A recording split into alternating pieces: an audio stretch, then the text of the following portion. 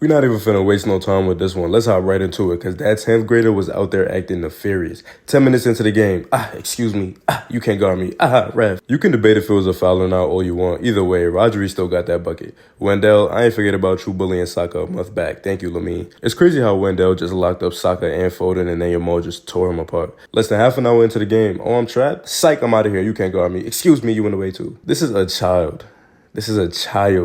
Jesus Christ, I hope he stays healthy. It's going to get so wicked. He had them Brazilian boys shook. Good pass, Carvajal. We out of here. Stay on your feet, Wendell. That was all in the first half hour. He was terrorizing them, bro. To be fair, most of Brazil's defensive starters were out, so he's grilling the bench warmers. But that's honestly even more hilarious, because this is one of their few opportunities to play for the national team, and they getting spun, twirled, and baptized by a motherfucker that don't even know how to wipe his ass properly yet. This shit is really crazy, bro. Tornado, scan the area. I got no options. Excuse me, ref. Is it too soon to say top 5 dribbler in the world? We're at a point where he's been doing this for months. If we ignore his age and just look at his control and skill, I see no reason why he can't be up there. Second half, give me that, Vinny. You don't want that, boy. Slide it to my boy Morata, who fucked up the clip. Never mind. Morata had an okay game, by the way, even though he didn't score. I understand why he gets some hate, don't get me wrong. He's flopped in a couple places. This season, he's been sturdy, though. Had a few good games for Spain, too, even though he's been a bit inconsistent. Back to Yamal, though. He wasn't even done yet. Thought you had him cornered? Nope. Give me that, ref. I'll take that free kick. We closing in on the end of the game now. Spain done choked the 2-goal lead. Shit is getting wicked. Who gonna step up for Spain? Is it any of the vets? Morata, maybe? Maybe the young buck, Nico? Nope. Of course it was Yamal. Outside of the foot, laser into the box for a streak, and Carvajal who gets fouled. Ref? Yeah, I'm going to take that. Come here and win the game, Rodri. Of course, Rodri scored the penalty, but it was all for nothing because Carvajal lost his mind and decided to grab Galeno's leg in the box. He was on the ground trying to act hurt after. Boy, we all seen what you just did. Get up.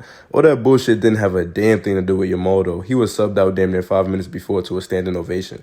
Mind you, they're playing at the Bernabeu. This kid just pulled up to op territory and shitted on Brazil so hard that nobody cared that he's a Barca player. To be fair, it's different when it comes to the national team because most Madrid fans care just as much about Spain. They're not going to be cheering soon because when he's mixing Mendy like cake batter in that Barca jersey, ain't shit going to be funny at all. It's okay though.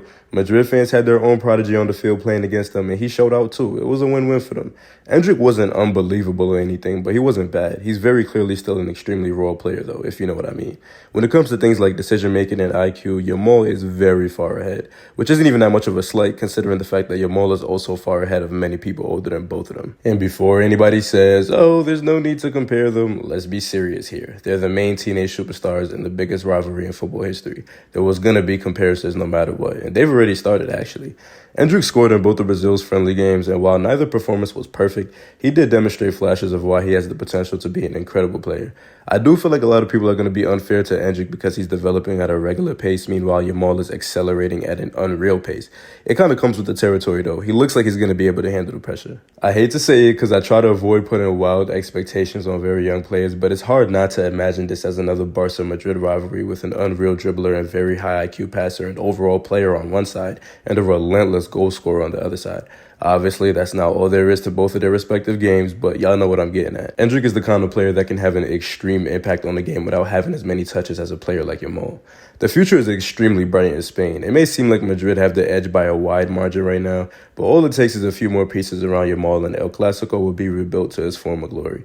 At the current moment, it's still the biggest rivalry in the world, but doesn't exactly have the same hype that it used to, which is common sense considering how many legends left the club over the last half decade or so. Back to the actual game though, if you ask me who deserved to win, I'd say Spain because there were stretches of time where they really bullied Brazil and pressed them to literal death.